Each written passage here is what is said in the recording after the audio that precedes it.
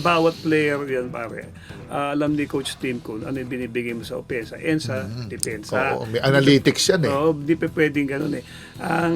Yung scouting report niya kay RJ, no, kaya limited ano si RJ. Touches. Para bang, and siyempre playing time din, ito, pumutok siya pero naman nakaraan is because pag ano si RJ, nakikita yung ano yung disadvantage sa depensa, kaya inaano nila ng batak eh. Diba? Inatake din. Inaatake. Tapos, ang problema, pag inaatake, mapipilitang dumobol. Tulungan.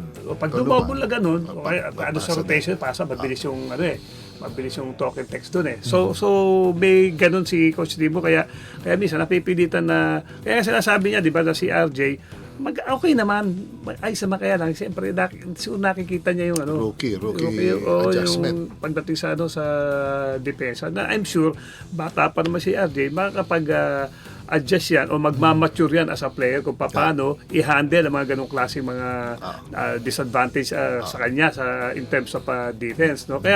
Kaya ako nakikita ko, no, pagdating sa ganyan, hindi na mga si Coach Tim, kasi ang hirap yung magic bullet. Pag okay, paano pag hindi?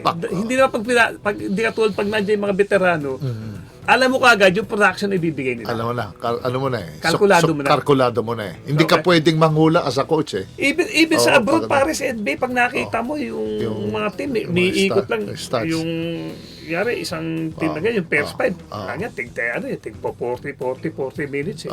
Tsaka pare, bilang nila, ilang dribble ka sa kanan, dribble sa kaliwa, ilan, sa angulo tumitira, sa ano paborito mo, percentage mo sa bawat spot. Alam lahat, scouted lahat mo.